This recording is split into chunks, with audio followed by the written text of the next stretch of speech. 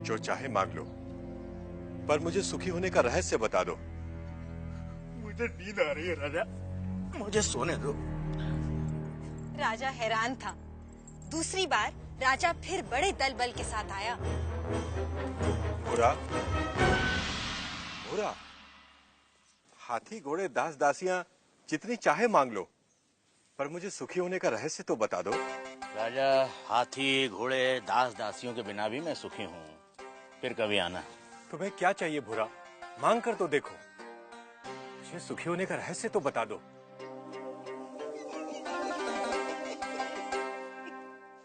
जो स्वयं सुख की खान है, उसे लालच देने का काम मूर्ख ही कर सकता है।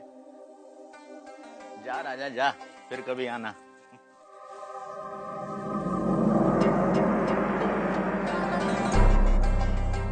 और राजा चला गया। उसे समझ नहीं आया कि गाड़ीवान भूरे को क्या चाहिए था कि अचानक राजा एक दिन अकेले गाड़ीवान के सामने आ खड़ा हुआ।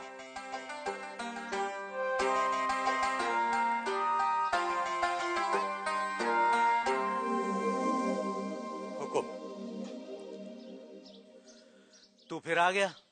जब तक आप सुखी होने का रहस्य न बता देंगे, मैं तंग करता रहूंगा। मेरी पीठ खुजा सकेगा? हाँ मालिक। ला, खुजा। रहने दे, रहने दे। ठीक से बैठ जा, बैठ ठीक से। पहले ही अपने दिखावे का बोझ छोड़कर आता तो मेरी पीठ खुजलाने से बच जाता। पूछ, क्या जानना चाहता है? यह कैसा रहस्य है कि जिसके पास सैकड़ों कमीजें हैं, वह सुखी नहीं है, और जिसके पास कोई कमीज नहीं, वह सुखी है? राजे, सुख का कारण कमीज नहीं, आत्मा है। जो यह जान लेता है कि सुख का कारण भीतर है, उसे सुखी होने के लिए बाहरी वस्तुओं की जरूरत नहीं पड़ती। पर मन तो हमेशा सुख के लिए बाहरी वस्तुओं के पीछे भागता रहता है। इसीलिए राजे, जो अपने आनंद स्वरूप आत्मा को जान लेता है, वह वस्तुओं के पीछे भागना बंद कर देता है। मैं समझा नहीं। राजे, आनंद आत्मा का स्वरूप है। आत्मा अनंत है, इसलिए आनंद भी अनंत है। आत्मा के स्वरूप के कारण व्यक्ति स्वयं से हर क्षण प्रेम करता है। क्या कभी सोचा है कि व्यक्ति बूढ़ा हो जाता है, बीमार हो जाता है, इंद्रियां साथ छोड़ रही होती हैं, मौत द्वार खटखटा रही होती है, फिर भी आदमी जीना चाहता है? क्यों? क्योंकि हर व्यक्ति स्वयं से हर क्षण हर समय प्रेम करता है। यदि दुख स्वयं का स्वरूप होता तो क्या मनुष्य कभी स्वयं से इतना प्रेम करता? कभी तुमने सोचा है कि कभी कभी आत्महत्या का विचार क्यों आता है? नहीं मालिक। क्या है आत्महत्या का विचार? क्यों भावना के वश में आदमी मन, बुद्धि और शरीर आदि को खत्म कर देना चाहता है? क्योंकि आत्महत्या का विचार भी आत्म प्रेम को ही व्यक्त करता है। जब व्यक्ति दुख और दुख देने वाली स्थितियों से छुटकारा नहीं देखता, तब वह अज्ञानता में आत्महत्या को ही दुखों से छुटकारा पाने का रास्ता समझता है। इतना है मनुष्य का स्वयं के प्रति प्रेम कि वह अपने अस्तित्व को भी समाप्त कर देना चाहता है। सुख भीतर है, तो मनुष्य बाहर संसार के पीछे भागता क्यों है? क्योंकि वह स्वयं से प्रेम करता है। मनुष्य जिसकी भी अभिलाषा करता है, चाहे वह धन हो या वैभव, पत्नी, पति या पुत्र हो, वे सिर्फ उपकरण हैं जिनकी अभिलाषा मनुष्य स्वयं के सुख के लिए करता है। मनुष्य अपनी प्रियतम वस्तु या संबंधी को भी छोड़ देता है यदि वह वस्तु या वे संबंध दुख का कारण हो जाए। इसलिए मनुष्य सबसे अधिक स्वयं से प्रेम करता है। कोई भी व्यक्ति, चाहे वह संसार को पाने या संसार को छोड़ने की राह पर ही क्यों न चल रहा हो, वह स्वयं के लिए ही है। स्वयं के लिए इतना प्रेम कि या तो सारा संसार या संसार नहीं। स्वयं के प्रति इतना प्रेम ही आत्मा के सुख स्वरूप का प्रमाण है। यदि ऐसा नहीं होता तो मनुष्य दुखों से प्रेम करता।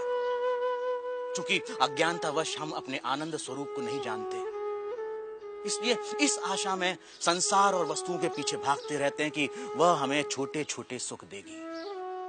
यह ठीक वैसा ही है कि जो सुखों का स्वामी है, राजा है, वह खुद को भिखारी समझ दूसरों से इसकी उम्मीद करता है। यही है अज्ञान की शक्ति।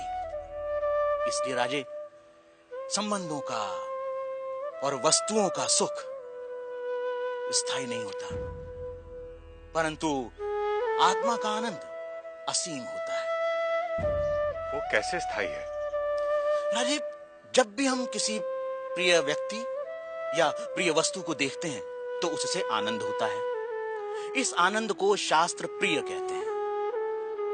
और जब हम उस वस्तु को पा लेते हैं या उस व्यक्ति से मिल लेते हैं तब वह आनंद कई गुना बढ़ जाता है।